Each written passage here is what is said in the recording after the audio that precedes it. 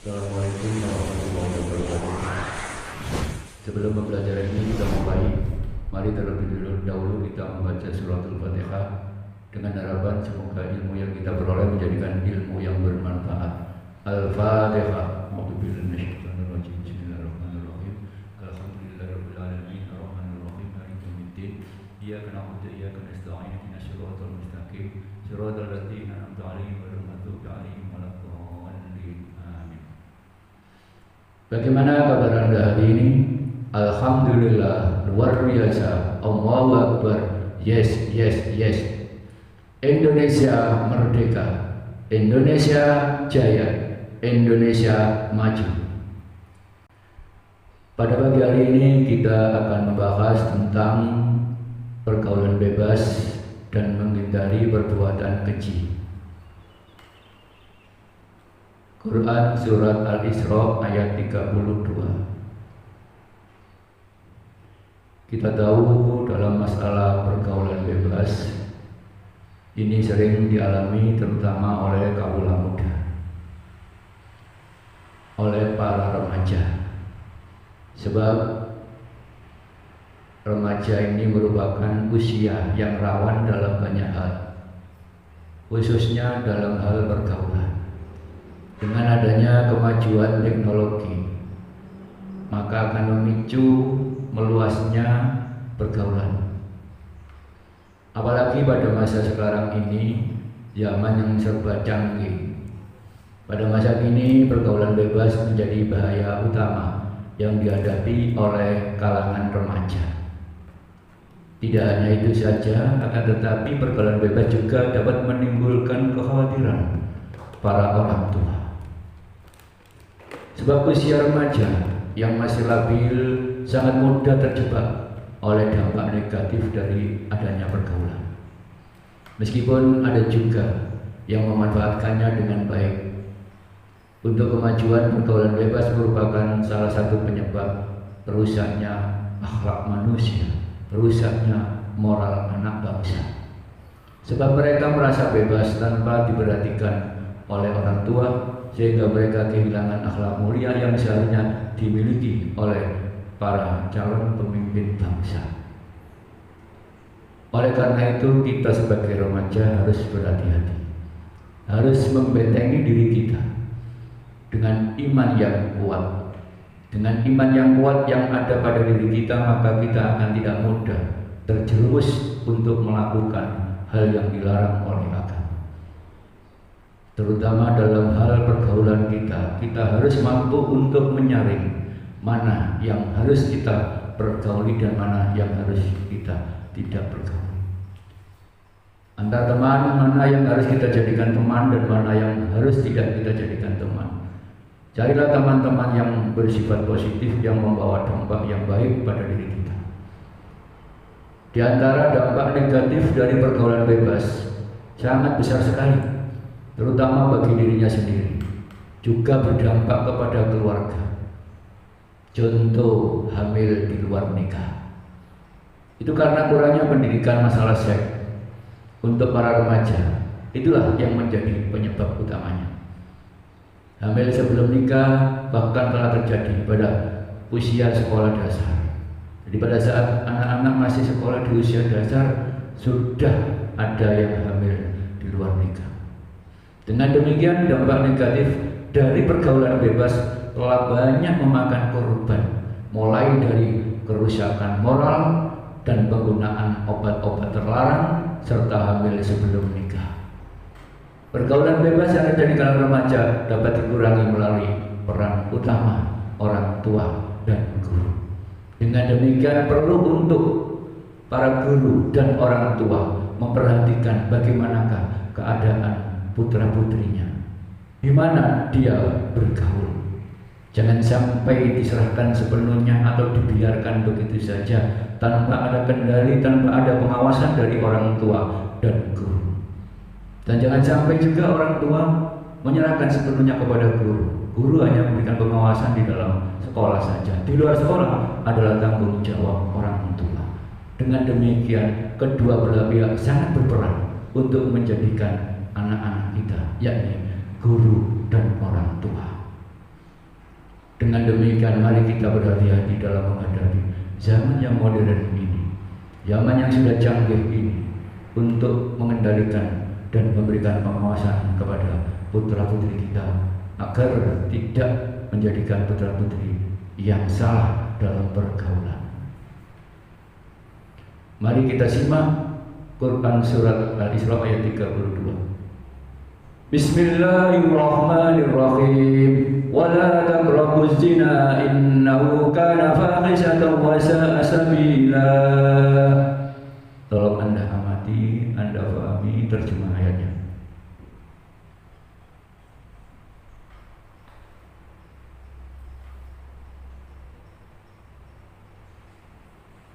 Wala taqrabuz zina, dan janganlah kamu mendekati zina. Innahu kana fahisha. Zina itu sungguh suatu perbuatan keji. Wa sa'a sabila, dan suatu jalan yang buruk. Wala taqrabuz zina. Poinnya di sini adalah jangan mendekati perbuatan zina.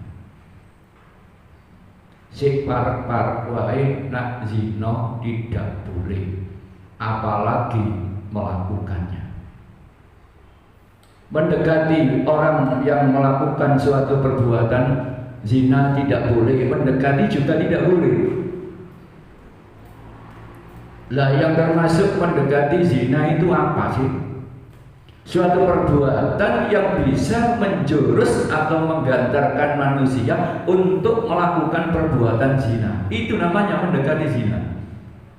Perbuatan yang dapat menjerumus atau menggantarkan manusia untuk melakukan perbuatan zina, itu namanya mendekati zina. Itu dilarang. Jangan mendekati perbuatan zina. Termasuk perbuatan mendekati zina adalah satu, bercampurnya laki-laki dan perempuan dalam suatu tempat. Istilahnya diistilahkan dengan nama ikhtilat. Ikhtilat, bercampurnya antara laki-laki dan perempuan dalam satu tempat. Lanang wedok campur nak panggonan, siji panggonan. Ya contoh kaya waktu sekolah. Dalam satu kelas ada laki-laki dan perempuan campur. Lah itu masih perbuatan mendekati zina. Lah bagaimana dengan di sekolahan kita? Dalam keadaan darurat boleh, karena dalam keadaan darurat tidak bisa kalau tidak dilakukan dengan cara yang demikian. Maka supaya Anda tidak termasuk orang yang mendekati zina, maka walaupun Anda bercampur antara laki-laki dan perempuan dalam satu tempat, ojo neko-neko penggaweane. Wis fokus menerima pelajaran itu saja. Itulah namanya perbuatan mendekati zina. Yang pertama adalah ikhtilat. Yang kedua khalwat berdua-duaan antara laki-laki dan perempuan di tempat yang sepi.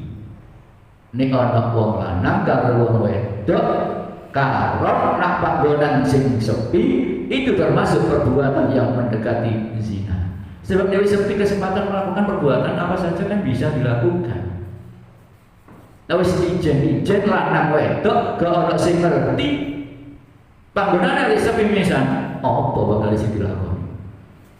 Suatu perbuatan yang akan menggantarkan manusia untuk melakukan perbuatan zina, itu namanya perbuatan mendekati zina. Lah termasuk berdua-duaan antara laki-laki dan perempuan dalam tempat yang sepi.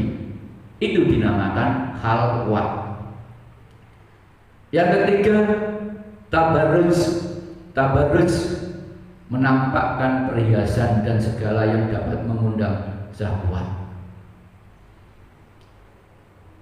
Wong wedok gawe perhiasan yang dikenakan. Perhiasan tidak hanya berupa emas yang dipakai saja, bersolek, bengesan, isiduan, sehingga yang memandang akan menimbulkan syahwat. Makanya itu dilarang, termasuk perbuatan mendekati zina. Jadi perbuatan yang dilakukan oleh seorang perempuan yang dapat menimbulkan syahwat bagi orang laki-laki yang memandangnya, karena adanya hal-hal yang nempel pada seorang perempuan, maka itu termasuk mendekati zina. itu namanya tabarruz. Sebab wong wedok iku nek gawe apa wae jadi syahwat seorang laki-laki.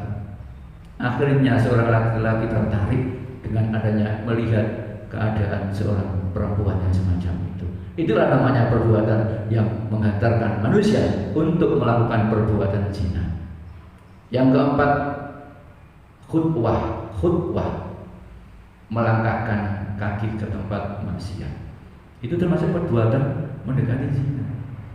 Kita berjalan namanya gedung disco, nak kono anggonane maksiat. Kita berjalan ke tempat kemaksiatan, berjalan ke diskotik, itu namanya khutbah. Nah itu perbuatan yang mendekati zina, karena disitulah tempatnya orang-orang yang akan melakukan perbuatan yang tidak baik. Yang kelima, at-tamanni wan nadhar, menghayal atau memandang sesuatu yang dapat menimbulkan syahwat. At-tamanni wan nadhar, menghayal atau memandang sesuatu yang menimbulkan syahwat. Itu perbuatan mendekati zina. Kamu melihat TV, ana adegan sing aneh, kamu menghayal-hayal dan iya. Itu perbuatan yang mendekati zina. Atau kamu pandang dengan tampilannya ada di TV, kamu memandang kemudian syahwat kamu, nafsu kamu melonjak, tegangan tinggi kamu. Nah itu termasuk perbuatan yang mendekati zina. Itu namanya at-tamanni wan nadhar. Kemudian yang keenam, as-sam'u, mendengar sesuatu yang menyebabkan munculnya syahwat, mendengarkan sesuatu yang menjadikan munculnya syahwat. Contoh, Anda mendengarkan lagu-lagu tentang percintaan atau lagu-lagu apa begitu, kemudian dari pendengaran lagu yang Anda dengarkan Anda timbul syahwat. Itu termasuk perbuatan mendekati zina. Namanya as-sam'u. Ada juga namanya al-kalam al-fahish. Al-kalam al-fahish, berbicara kotor atau berbicara mesum. Senengannya ngomong barang-barang sing kotor, barang-barang yang menimbulkan syahwat. Itu termasuk menimbulkan syahwat, maka itu perbuatan mendekati zina. Yang ke-8, al-qublah, bersentuhan antara laki-laki dan perempuan yang bukan mahram. Bersentuhan antara laki-laki dan perempuan yang bukan mahram, itu juga termasuk perbuatan yang mendekati zina. Atau menyentuh dengan tangan, atau menyentuh dengan tangan, itulah yang termasuk perbuatan mendekati zina. Artinya perbuatan-perbuatan itu jika Anda lakukan, maka Anda cenderung untuk melakukan perbuatan zina. Perbuatan yang cenderung untuk melakukan perbuatan zina termasuk perbuatan mendekati zina. Wala taqrabuz zina, dilarang oleh Allah. Lah ini pacaran ya Allah. Ini pacaran oleh Allah tidak? Kenal pacaran kamu? Kenal kan? Ini pacaran oleh Allah tidak? Ya dilihat kronologi pacaran. Dilihat kronologi pacaran. Pacaran itu asal mulanya adalah apa? Saling memandang.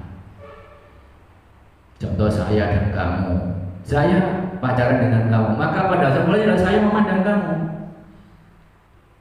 Dipandang, tak pandang terus. Akhirnya manja.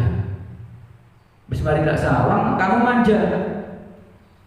Dan habis manja, diserahkan sepenuhnya apa yang ada pada diri kamu, maka terjadilah bersentuhan antara saya dengan kamu. Nah, dari persentuhan itu adalah apa yang dilakukan? Saling berpegangan tangan. Asal tangan sini dicekal, bariku teletabis. Jadi asal pacaran itu adalah memandang, kemudian saling pandang memandang, timbul sifat kemanjaan, kemudian setelah manja bersentuhan. Dari persentuhan itu yang dilakukan adalah saling sentuh menyentuh antara tangan dengan tangan, berpegangan tangan, setelah berpegangan tangan teletabis. Apa itu? Berpelukan.